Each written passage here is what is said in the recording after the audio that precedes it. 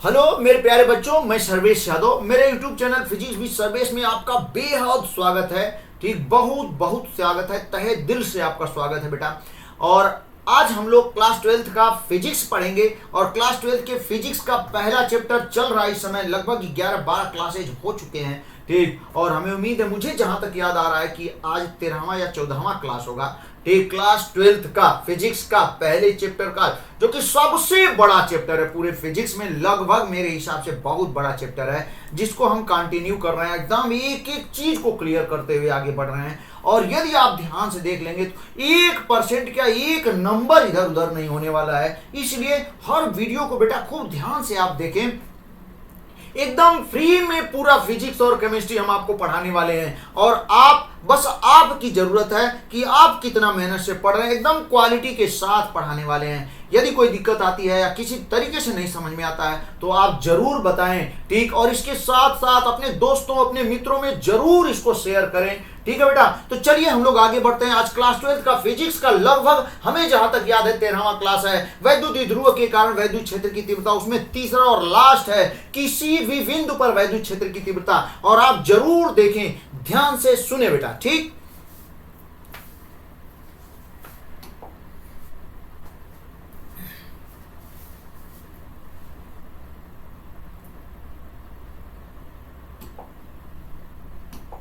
हाँ देखें, वैद्युत ध्रुव के कारण वैद्युत क्षेत्र की तीव्रता अक्षीय स्थिति में, निरक्षीय स्थिति में हो चुका है। आज हम लोग पढ़ने वाले हैं किसी भी बिंदु पर, एट एनी पॉइंट। ठीक, intensity of electric field due to electric dipole at any point. Intensity of electric field due to electric dipole at any point देखने वाले हम लोग। जरा ध्यान से देखिए आप। हाँ, तो पॉइंट है हम लोगों का वैद्युत ध्रुव के कारण वैद्युत क्षेत्र की तीव्रता में तीसरा पॉइंट। आज बेटा हो हम लोग थर्ड पॉइंट देखने वाले हैं। ठीक, किसी भी बिंदु पर वैद्युत क्षेत्र की तीव्रता हम लोग कहां पर देखने वाले हैं? किसी भी बिंदु पर। ठीक, तो ये काफी इंपॉर्टेंट है, थोड़ा सा कठिन भी है। हाँ, तो एकदम ध्यान से आप देखेंगे। Eight any point. ठीक, एट एनी पॉइंट। ठीक ना, किसी भी बिंदु पर। तो चलिए हम लोग स्टार्ट करते हैं। तो फिगर से ही स्टार्ट करेंगे। पहले हम फार्मूला लिख देते हैं। ठीक, जो जिसे हम लोग डिराइव करने वाले हैं वो फार्मूला है क्या? E is equal to 1/4 pi epsilon naught P upon R cube under root 3 cos square theta plus 1। ठीक, यही फार्मूला है जो कि बहुत महत्वपूर्ण है। और इसको आज हम लोग इसका क्रियाक्रम कर देंगे, यानी इसको आज डिराइव कर देंगे। ठीक ना, ये हम लोगों के सामने कुछ नहीं है। तो देखें, ध्यान दीजिएगा। हाँ देखें बेटा, तो हम फिगर पहले बनाते हैं और फिगर के द्वारा हम लोग इसको सॉल्व करेंगे। तो जरा देखिए, मान लेते हैं कि ये कोई वैद्युत द्विध्रुव है। ठीक, एकदम सही।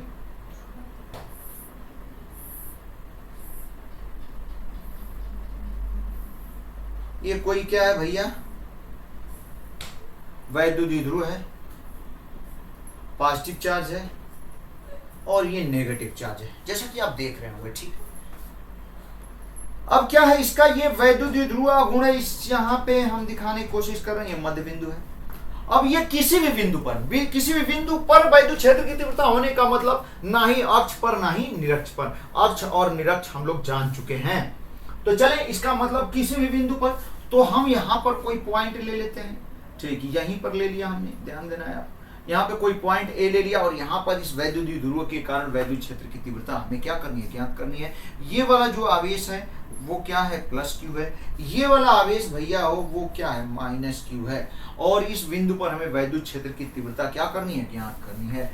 तो इस बिंदु पर ज्ञात करनी है। तो ये आपको दिखाई दे रहा होगा, ध्यान दीजिएगा। तो ये वाली लाइन हम ये बना लेते हैं, ठीक। और कितनी दूरी पर, थोड़ा सा लाइन अच्छी नहीं लग रही है, फिर से बनाते हैं, ठीक। ध्यान दीजिएगा, इस बिंदु पर हमें वैद्युत क्षेत्र की तीव्रता क्या करनी है, ज्ञात करनी है, ठीक। कितनी दूरी पर, r दूरी पर, किसके कारण, इस वैद्युत द्विध्रुव के कारण, ठीक ना। हमें वैद्युत क्षेत्र की तीव्रता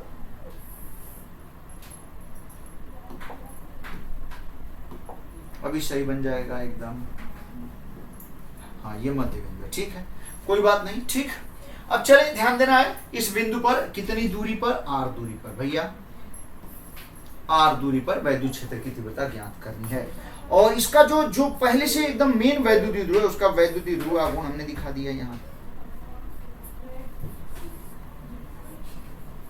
वो P है, जैसा कि देख रहे होंगे आप लोग, एकदम बढ़िया। अब इससे थीटा कोण पर, कितने कोण पर, थीटा कोण पर यह बिंदु है, बिंदु ए यहाँ पे, ठीक, बिंदु ए है, और जहां पे वैद्युत क्षेत्र की तीव्रता, इंटेंसिटी ऑफ इलेक्ट्रिक फील्ड, इस पॉइंट पर हमें क्या करना है, ज्ञात करना है, ठीक है। तो अब क्या करेंगे बाबू, ध्यान दीजिएगा, हम लोगों को दो ही चीजें पता है, जिसको ध्यान से सुन लें, इसका यूज है, ठीक। हम लोगों को दो चीजें यहाँ पे पता है, यहाँ पे हम लिख दे रहे हैं, ठीक। सबसे पहले वैद्युत द्विध्रुव के कारण किस स्थिति में हो, अक्षीय स्थिति में, अक्षीय स्थिति में वैद्युत क्षेत्र की तीव्रता हम लोगों को पता है, डायरेक्शन के साथ, दिशा का भी इसमें जरूरी है।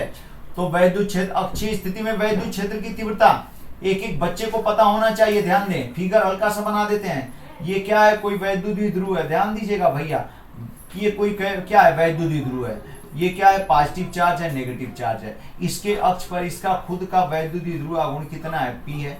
इसके अक्ष पर ध्यान दें, इसके अक्ष पर यहाँ पे कोई पॉइंट है, तो इसके कारण जो परिणामी वैद्युत क्षेत्र की तीव्रता हम लोग निकाले थे, आपको याद होना चाहिए, वो वैद्युत द्विध्रुव से किस तरफ आया था, दूर की तरफ। क्यों कि प्लस क्यू के कारण दूर की तरफ था, माइनस क्यू के कारण उसकी तरफ था। अब प्लस क्यू के कारण इस बिंदु पर जो वैद्युत क्षेत्र की तीव्रता ज्यादा आती है, तो ज्यादा वाले से कम को घटाएंगे तो जो वैल्यू आएगी वो ज्यादा वाले की तरफ होती है। तो जो परिणामी वैद्युत क्षेत्र की तीव्रता की जो दिशा, एकदम याद रखिएगा, वो वैद्युत द्विध्रुव से किस तरफ, दूर की तरफ, यानी वैद्युत द्विध्रुव आघूर्ण जिस दिशा में है उसी दिशा में है, ठीक। और फार्मूला भी यहां लिख देते हैं, ध्यान देना है आपको, E इज इक्वल टू, हम लोग जहां तक उम्मीद है कि हम लोग पढ़े हैं, थोड़ा सा यहाँ पे, ठीक, हम फार्मूला लिख देते हैं, एक एक बच्चे को पता होना चाहिए। E इज इक्वल टू हम लोग डिराइव कर चुके हैं, क्या डिराइव किए हैं, 1/4 पाई एप्सिलॉन नॉट और 2p अपान r³ होता है।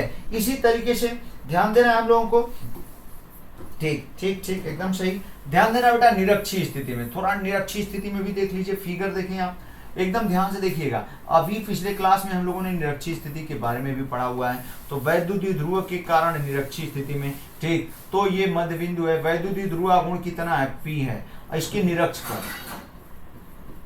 ठीक, इस बिंदु पर, ठीक, बिंदु ए है। यहाँ पे परिणामी वैद्युत क्षेत्र की तीव्रता की दिशा यही आई थी। क्यों, आप पिछले क्लास में देखे होंगे कि E1 cos थीटा और E2 cos थीटा दोनों की दिशाएं, ठीक, इसी पे मिली थी। E1 sin थीटा ऐसे था, E2 sin थीटा नीचे, तो दोनों के वैल्यू बराबर, एक दूसरे को निरस्त कर दिए थे। तो केवल E1 cos थीटा और E2 cos थीटा दोनों इसी दिशा में आए थे।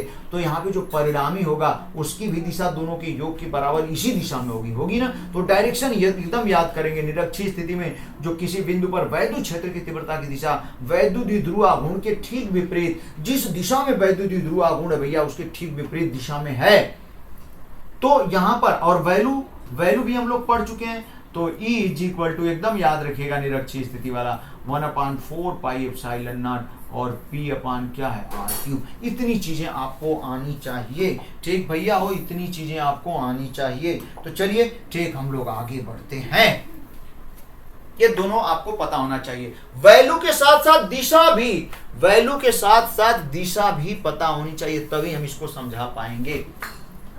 तो चले ध्यान दीजिएगा, ये कोई वैद्युत द्विध्रुव है जिससे, ध्यान दें, इसके वैद्युत द्विध्रुव आघूर्ण से थीटा डिग्री के कोण पर r दूरी पर बिंदु A है, उसी पर वैद्युत परिणामी, इसके कारण परिणामी वैद्युत क्षेत्र की तीव्रता ज्ञात करनी है। खूब ध्यान से देखें बेटा इस बिंदु को, यह वैद्युत द्विध्रुव के ना ही अक्ष पर है, ये इधर कहीं होता, इसकी लंबाई वाली, लेंथ वाली डायरेक्शन में कहीं होता, तो हम अक्ष पर निकालते, और लंबाई के लंबवत मध्य बिंदु से जो लाइन जा रही है निरक्ष पर, तो ना ही यह बिंदु अक्ष पर है ना ही निरक्ष पर। अक्ष और निरक्ष पर बस हम लोगों को पता है। अक्ष पर वैद्युत क्षेत्र की तीव्रता का फार्मूला पता है, निरक्ष पर वैद्युत क्षेत्र की तीव्रता का फार्मूला पता है, ठीक। लेकिन ये किसी भी बिंदु पर है, यह बिंदु ना ही अक्ष पर है ना ही निरक्ष पर है।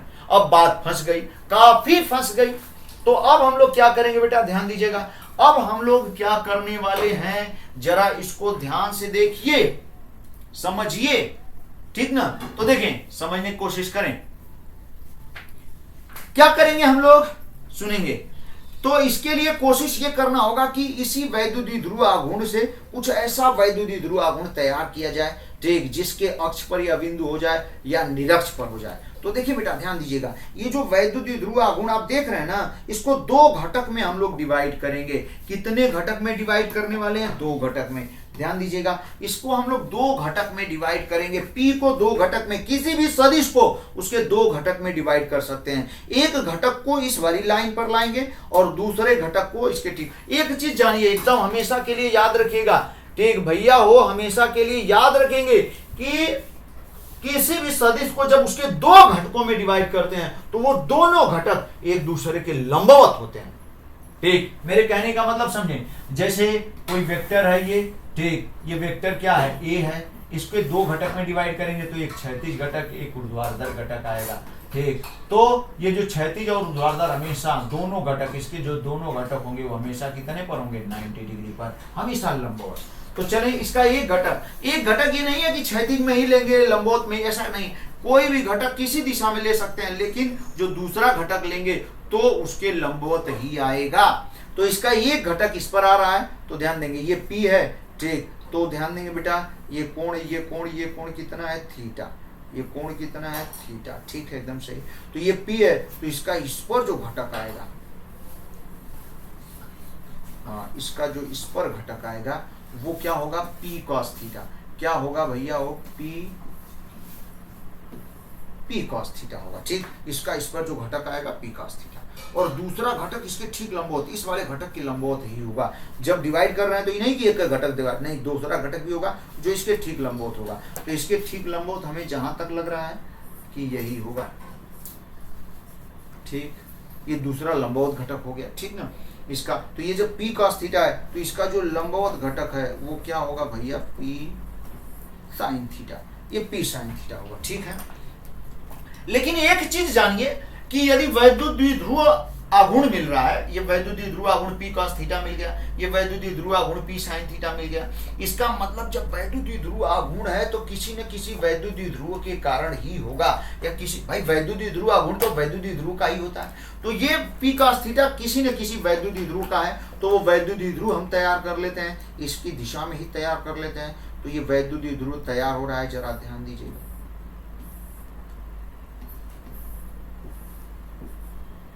ये वैद्युत द्विध्रुव ये हो गया इसका। अब ये वैद्युत द्विध्रुव का एक घटक है, ध्यान दीजिएगा, मेरी बात समझने की कोशिश करें आप।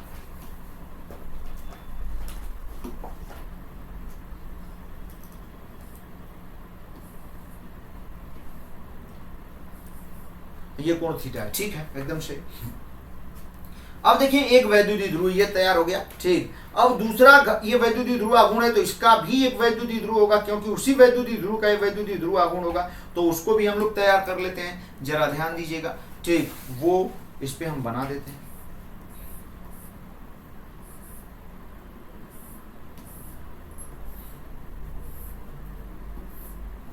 हाँ, ठीक है, ठीक है। इसका मतलब समझे, ठीक, इसका मतलब समझे बेटा, ध्यान दीजिएगा। हाँ, ये इसका हो गया, इसे हम लोग क्या लिख सकते हैं, ये वैद्युत द्विध्रुव आघूर्ण है P sin थीटा, ठीक है, ठीक है, ठीक। कितना बढ़िया पॉइंट है, समझने की कोशिश करें आप इसको।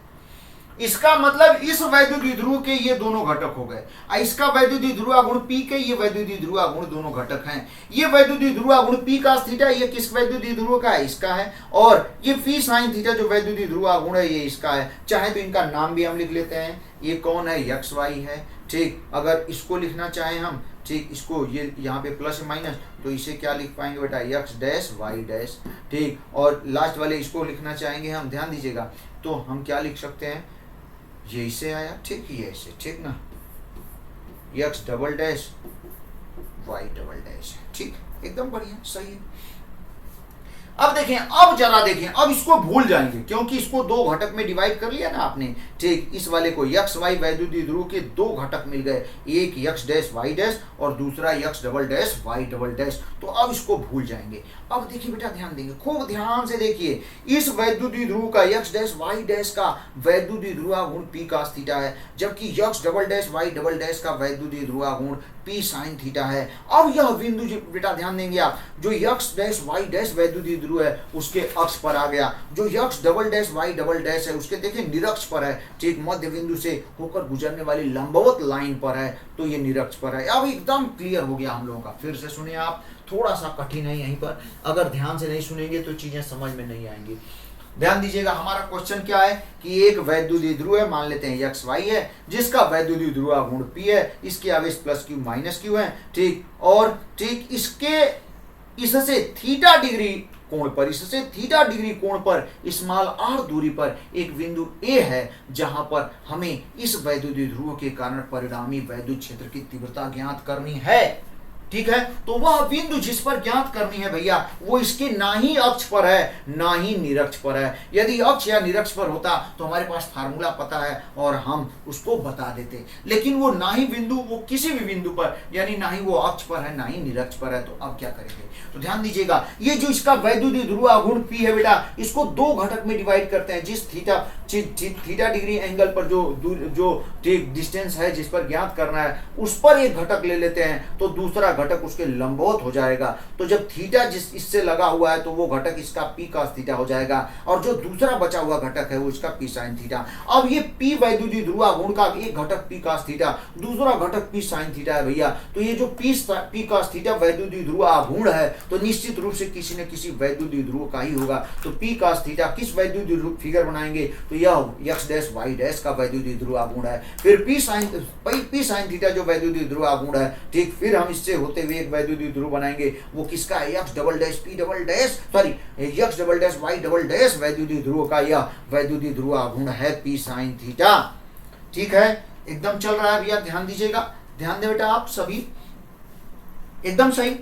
अब देखें जरा, जो हम लोगों ने घटक तैयार किया हुआ है, दोनों घटक, ठीक, एक घटक जिसका एक्स डैश वाई डैश जो वैद्युतीय ध्रुव है, ठीक, जिसका वैद्युतीय ध्रुवागुण पी कास थीटा उसके अक्ष पर बिंदु पड़ रहा है और दूसरे घटक के निरक्ष पर पड़ रहा है, तो इसके कारण अक्षीय स्थिति में वैद्युत क्षेत्र की तीव्रता निकालेंगे और इसके कारण इस बिंदु पर निरक्षीय स्थिति में वैद्युत क्षेत्र की तीव्रता ज्ञात करेंगे, और फिर बेटा हो दोनों का हम लोग परिणामी निकालने की कोशिश करेंगे। तो पहले फिगर तैयार कर देते हैं हम, जरा ध्यान दीजिएगा सभी बच्चे लोग, एकदम ध्यान दें, ठीक, हम लोग फिगर देख लेते हैं। हाँ, फिगर में बेटा ध्यान दीजिएगा, जिसके अक्ष पर है, तो हमने फिगर दिशा देखें, जिसके अक्ष पर है तो उस वैद्युतीय ध्रुव के वैद्युतीय ध्रुवागुण की दिशा में ही वैद्युत क्षेत्र की तीव्रता होगी।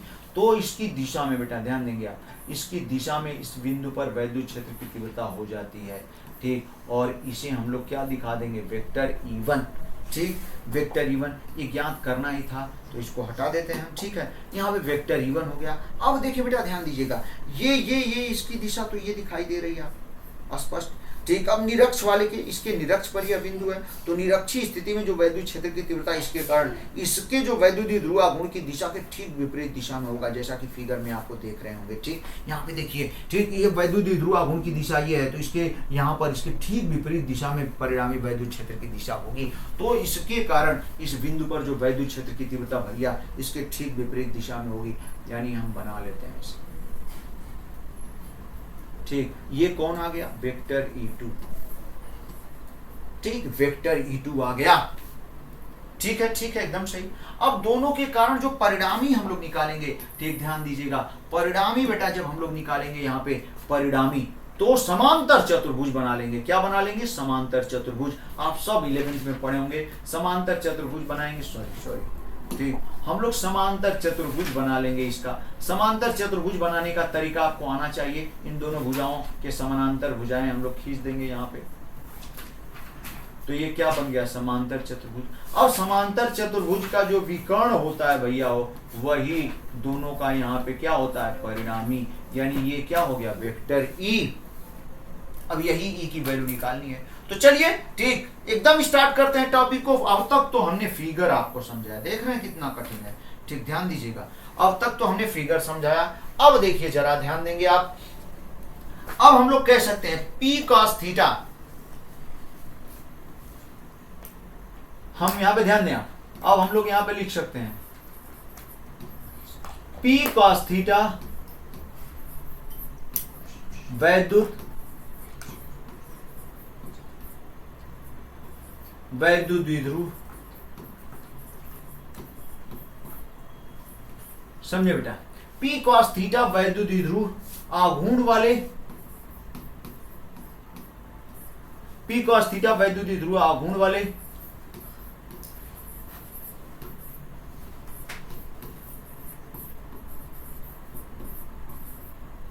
वैद्युत द्विध्रुव के कारण,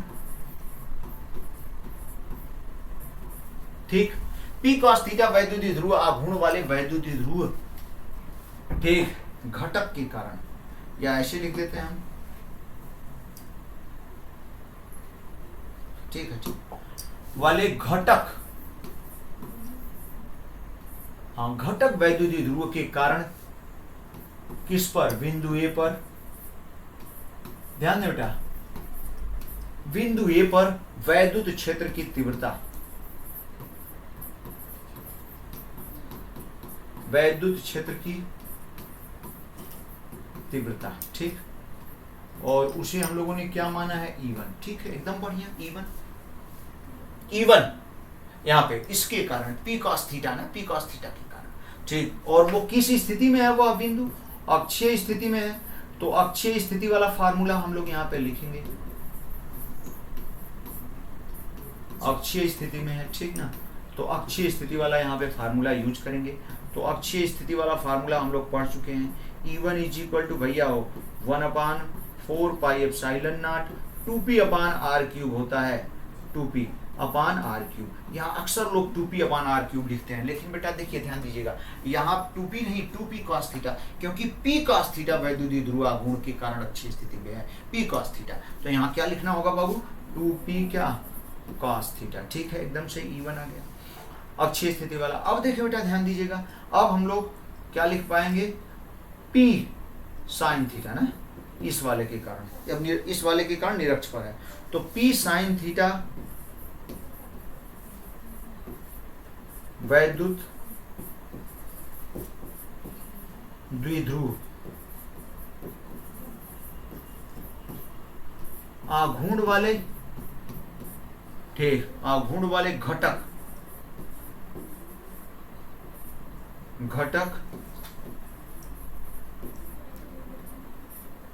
ठीक, आघूर्ण वाले घटक वैद्युत द्विध्रुव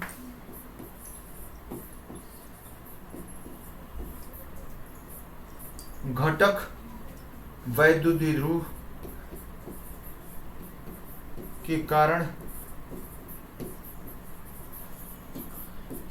कारण वैद्युत क्षेत्र की तीव्रता, ध्यान दें बेटा, और आप देख रहे होंगे ये किस स्थिति में है, निरक्षीय स्थिति में। तो यहाँ पे हम लोग जो फार्मूला यूज करेंगे वो कौन सा यूज करने वाले हैं, निरक्षीय स्थिति में, एकदम सही। अनिरक्षीय स्थिति वाला फार्मूला देखें आप, ठीक है, E2 है ये,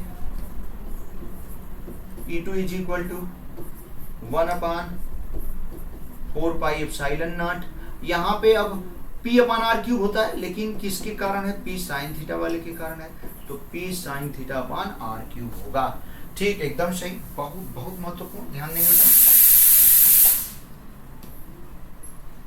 अब इसको हम लोग यहां से हटा देते हैं,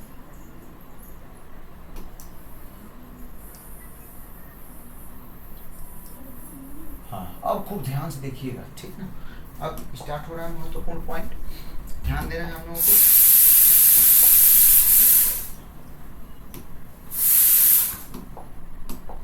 हाँ देखें, खूब ध्यान से देखिएगा, E1 E2 की वैल्यू आ चुकी है, अब परिणाम ही निकालना है, ठीक, देखें, बिंदु ए पर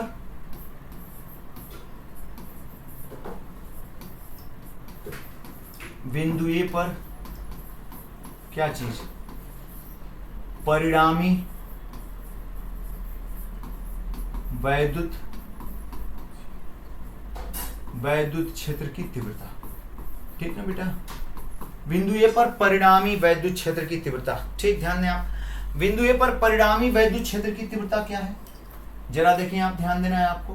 बिंदु ए पर परिणामी वैद्युत क्षेत्र की तीव्रता क्या निकालना है, ई। तो आपको यहाँ पे देख सकते हैं समांतर चतुर्भुज वाला नियम लगा देंगे। समांतर चतुर्भुज का नियम से परिणामी क्या होता है, आर बराबर आप सब जानते हैं √a² प्लस क्या भैया, b² प्लस क्या 2ab cos थीटा। ये थीटा दोनों वेक्टरों के बीच का कोण होता है। तो यहाँ पर भी इन दोनों के बीच का जो कोण आप देख रहे हैं ये थीटा, ये कितना होगा, 90 डिग्री है। ठीक, क्यों, जितना यहाँ पे इन दोनों के बीच कोण होगा उतना ही यहाँ पे इन दोनों के बीच कोण होगा। तो ये घटक हमेशा लंबवत होते हैं, तो यहाँ पर भी थीटा लंबवत होंगे। ठीक, यहाँ पर भी दोनों लंबवत हैं, तो थीटा कितना लेना पड़ेगा, 90 डिग्री। तो यहाँ पे जो परिणामी वैद्युत क्षेत्र की तीव्रता ई, ध्यान दे बेटा, वो कितना हो जाएगा, हम लोग क्या लिख सकते हैं, E1² और प्लस क्या हो, E2² प्लस क्या लिख सकते हैं, 2E1 E2 और काश यहाँ कितना हो जाएगा, 90 डिग्री। अब काश 90 डिग्री की वैल्यू 0, तो ये पूरी वैल्यू 0 हो गई। तो यहाँ पे जो E की वैल्यू हमें मिल रही है √E1² प्लस E2²। तो E1 E2 की वैल्यू हमारे सामने है। अब इन दोनों को रख देते हैं यहाँ पे, E1², भैया ध्यान देते रहें, तो E1² का मतलब 1/4πε0। ठीक, P cos थीटा, E1 क्या है, P cos theta upon R³ ना भैया, हाँ, P cos theta upon R³ का स्क्वायर प्लस E2 का मतलब क्या भाई, 1/4πε0। ठीक, 2P cos थीटा था ना, हाँ ठीक है, ठीक, 2P cos थीटा, यहाँ P ठीक अपान R³ इंटू यहाँ पे क्या लिख सकते हैं, साइन थीटा, और इसका क्या हो जाएगा, स्क्वायर। एकदम समझ में आ रहा होगा, कोई दिक्कत नहीं है। ठीक बेटा, ध्यान देना है हम लोगों को, खूब ध्यान से सुने। ब्लैक देखिए, तो समझने की कोशिश करिए आप सभी। इस तरीके से ये हो गया। अब इसको हम लोग सॉल्व करते हैं, देखिए क्या आता है। ठीक बेटा, यहाँ पे जब इसका स्क्वायर कर देंगे, ठीक, इसका जब स्क्वायर करेंगे तो देखें क्या आता है, ध्यान दीजिएगा। यहां पे E बराबर √, ठीक, जो दोनों में कॉमन है, देखें यहां पे उसको कॉमन कर लेते हैं पहले, ठीक, स्क्वायर के रूप में ही कॉमन कर लेते हैं। तो क्या कॉमन हो जाएगा, 1/4πε0 P अपान R³ दोनों में है, और इसका स्क्वायर हम कॉमन कर लेंगे। तो यहाँ बचेगा क्या, जरा ध्यान दीजिएगा, यहाँ बचेगा बेटा, ध्यान देना है आपको, यहाँ पे बचेगा 2 cos थीटा का स्क्वायर। ठीक, और जब 2 cos थीटा का स्क्वायर कर लेंगे, या एक बार स्क्वायर कर ही देते हैं, इसको बड़ा ब्रैकेट बना लेते हैं, 2 cos थीटा का क्या स्क्वायर यहाँ बचेगा।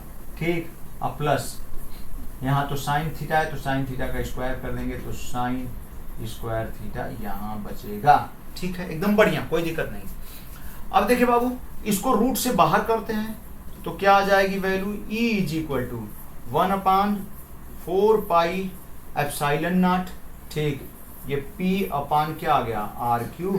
ठीक, और अंडर क्या बच रहा है यहाँ पे, इसका स्क्वायर कर देंगे तो 4 cos² थीटा, और प्लस क्या आ गया, साइन, ध्यान दीजिएगा, sin² थीटा। ठीक है, एकदम बढ़िया। अब थोड़ा और आगे बढ़ाते हैं, जरा ध्यान से देखते रहें। E = भैया कितना आ गया, 1/4πε0 और P अपान R³। सही है, सही है, सही, एकदम सही। और अंडर इसको क्या लिख सकते हैं, ऐसे लिख सकते हैं, 4 cos² थीटा को 3 cos² थीटा, और प्लस क्या लिख सकते हैं, cos² थीटा, और प्लस हम लोग क्या लिख सकते हैं, sin² थीटा। ठीक है, एकदम बढ़िया बढ़िया बढ़िया बढ़िया। ठीक, अब बेटा ध्यान देना है आपको, ये जो cos² theta plus sin² theta, इसकी वैल्यू क्या होती है, 1। ठीक, तो जो हम लोग चाह रहे थे वो आ गया भैया, E = आ गया 1/4πε0 और क्या पी अपान क्या आर क्यूब अंडर रूट क्या हो गया 3 cos स्क्वायर थीटा प्लस 1।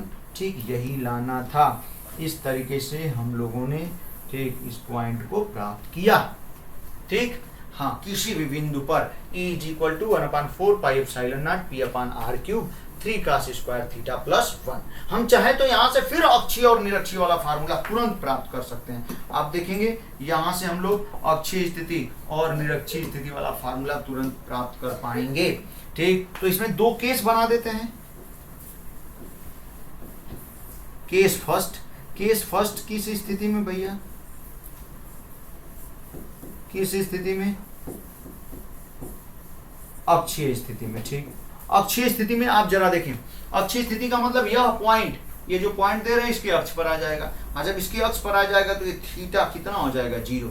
तो अक्षीय स्थिति में जो थीटा होता है, थीटा की वैल्यू वो कितना लेते हैं 0 डिग्री। और जब आप बताइए इसमें जब थीटा 0 रखेंगे, यहाँ पे थीटा 0 रखेंगे तो cos 0 की वैल्यू कितनी हो जाएगी 1।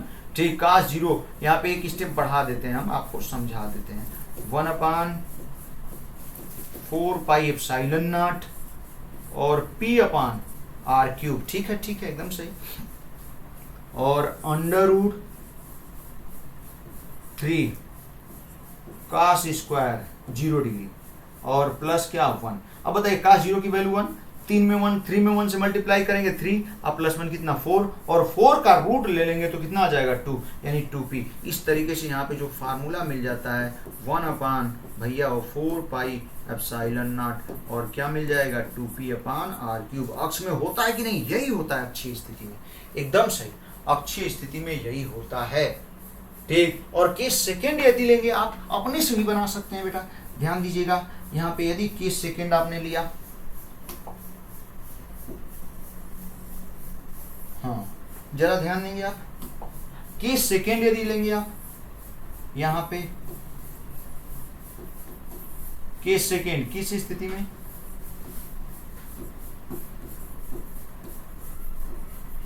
निरक्षीय स्थिति में। निरक्षीय स्थिति में अब जरा निरक्षीय स्थिति को देखें बेटा, ध्यान दें। ये पॉइंट यदि यहां लाएंगे, आप देखिए ना, ये बिंदु जब यहां लाएंगे तो थीटा बढ़ करके कितना हो जाएगा 90 डिग्री। तो थीटा यहाँ हम लोग यहाँ पे लिख सकते हैं, थीटा कितना हो गया 90 डिग्री। अब फार्मूला क्या बना सकते हैं, E इज इक्वल टू भैया हो 1/4 pi epsilon naught p upon क्या है आर क्यूब है अंडर रूट 3 cos स्क्वायर कितना 90 डिग्री और प्लस 1 कितना प्लस 1। अब बताइए ना, cos 90 की वैल्यू क्या हो जाएगी 0, और 0 प्लस 1 कितना हो गया 1, 0 हो गया ये पूरा, 0 प्लस 1 1 से मल्टीप्लाई करेंगे तो इतना ही बचेगा। यानी निरक्षीय स्थिति में जो यहाँ पे फार्मूला आएगा 1/4 pi epsilon naught p upon क्या होता है r cube, 1/4 pi epsilon naught p upon r cube होता है, और यही होता है। इस तरीके से बेटा हम लोगों ने तीसरा पॉइंट जो काफी कठिन था, ठीक, इसको हम लोगों ने क्या कर लिया कंप्लीट। तीसरा पॉइंट कंप्लीट हुआ, ठीक ना, तीसरा पॉइंट हम लोगों ने कंप्लीट कर लिया। यानी किसी भी बिंदु पर वैद्युत क्षेत्र की तीव्रता, इस तरीके से हम लोगों ने ठीक किसी वैद्युत ध्रुव के कारण वैद्युत क्षेत्र की तीव्रता वाले तीनों पॉइंट को काफी बेहतरीन तरीके से क्या कर लिया, समाप्त कर लिया। ये लेक्चर हम लोगों का आज का यहीं तक समाप्त हो रहा है। वीडियो देखने के लिए बेटा बहुत बहुत धन्यवाद, और हमें उम्मीद है कि आप खूब मेहनत से पढ़ रहे होंगे। ठीक, कॉपी पेन की सहायता से नोट्स बनाने की कोशिश करें। ठीक, हम तो नोट्स आपको जैसे ही चैप्टर समाप्त होता है हम एक टेलीग्राम चैनल बनाएंगे, उसी पे पूरा नोट्स पूरे चैप्टर का PDF बना के आपको भेज देंगे। ठीक, आप एकदम मस्त रहेंगे। ठीक, पूरी वीडियो देखने के लिए बहुत बहुत धन्यवाद, और हमें उम्मीद है कि खूब मेहनत से आप पढ़ रहे होंगे। धन्यवाद। हाँ देखो बेटा, इसको PDF के द्वारा भी देख लेते हैं। ठीक, थोड़ा सा हम भूल गए, तो इसको PDF के द्वारा फट से 2 मिनट के अंदर आप देख लीजिए। ध्यान दीजिएगा, 2 मिनट लगेगा, 2 मिनट नहीं 3 मिनट लगेगा, इससे ज्यादा नहीं लगेगा। चले हम लोग देखते हैं इसको PDF के द्वारा।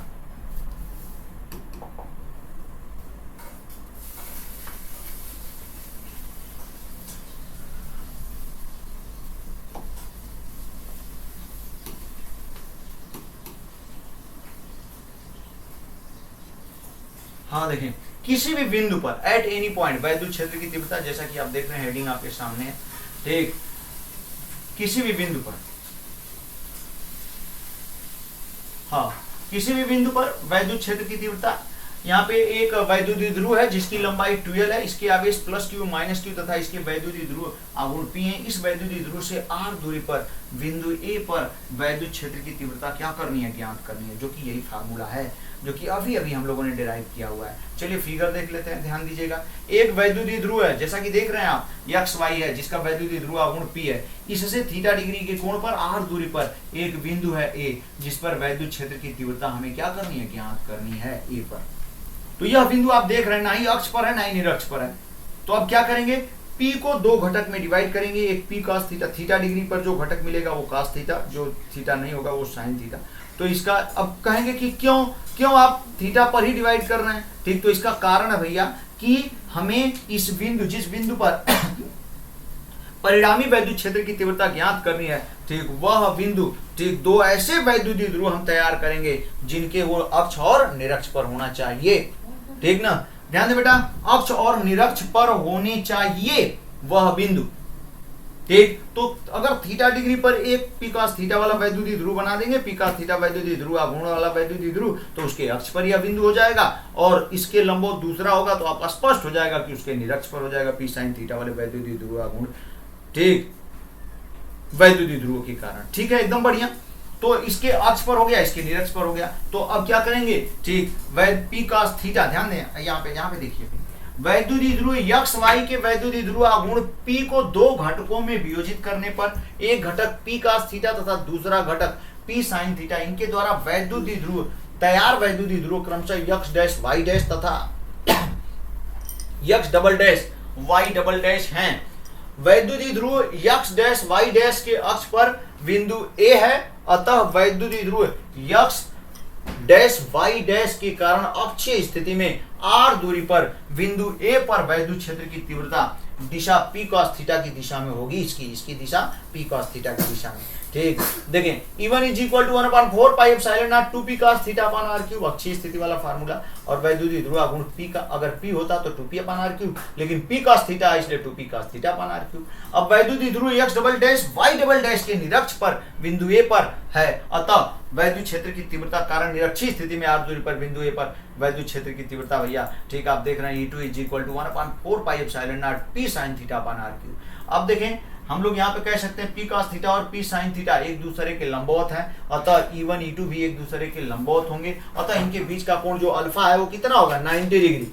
अब बिंदु A पर E1 व E2 का परिणामी, ठीक, सदिश योग के नियम से हम लोग जानते हैं r √a² + b² + 2ab cos theta होता है। तो यहाँ पे E = E1² + E2² + 2E1 E2 cos 90 degree, cos 90 की वैल्यू 0 भैया ये हो जाएगा। E1 की वैल्यू यहाँ पे 1/4 pi epsilon not 2P cos theta upon r cube का स्क्वायर प्लस, ठीक, E2 स्क्वायर यानी 1/4 pi epsilon naught P sin theta upon r square, ठीक, अपान r क्यूब का स्क्वायर, ठीक है, एकदम सही। जब इसको सॉल्व करेंगे, ध्यान दें, तो ये 1/4 पाई एप्सिलॉन नॉट P अपान r क्यूब का स्क्वायर इसमें भी है, कॉमन करके रूट से बाहर कर लेंगे तो 1/4 पाई एप्सिलॉन नॉट P अपान r क्यूब हो जाएगा। यहाँ 2 cos थीटा बचेगा, स्क्वायर बचेगा इसका, यहाँ sin थीटा का स्क्वायर बचेगा। अब 2 cos थीटा का स्क्वायर करेंगे तो 4 cos स्क्वायर थीटा हो जाएगा, sin square theta, 4 cos square theta, ध्यान दें ये तो ऐसे ही चलता रहेगा। 4 cos स्क्वायर थीटा को दो पार्ट में 3 cos square theta plus cos square theta, अब cos square theta plus sin square theta की वैल्यू कितनी होती है, 1, तो ये 1 रख देंगे, यहाँ 3 cos स्क्वायर थीटा, इसलिए E = 1/4 pi epsilon naught P अपान r cube √3 cos square theta plus 1 हो जाएगा। एकदम सही, एकदम सही, ठीक। देखें अक्षीय स्थिति में, अब इसी फार्मूले के द्वारा, ध्यान दें बेटा, इसके द्वारा हम लोग अक्षीय और निरक्षीय स्थिति में निकाल सकते हैं। अक्षीय स्थिति में अभी समझाया था हमने, थीटा = 0 होगा, और cos 0 यहाँ पे 0 रखेंगे, cos 0 की वैल्यू 1, तो यहाँ 3 + 1 4, ठीक, यहाँ पे 4 का रूट ले लेंगे तो 2, तो क्या हो जाएगा 1/4 pi epsilon not 2P upon r cube. निरक्ष में हमने दिखाया था आपको कि थीटा कितना हो जाता है, 90 डिग्री। अब निरक्षीय स्थिति में जब 90 डिग्री यहाँ पे रखेंगे तो cos 90 की वैल्यू 0, ये पूरी वैल्यू 0 हो जाएगी, प्लस 1 बचेगा, 1 से मल्टीप्लाई करेंगे तो ये हो जाएगा। इस तरीके से बेटा वैद्युतीय ध्रुव के कारण, ठीक, वैद्युत क्षेत्र की तीव्रता वाला टॉपिक क्या हुआ, समाप्त। वीडियो देखने के लिए बहुत बहुत धन्यवाद।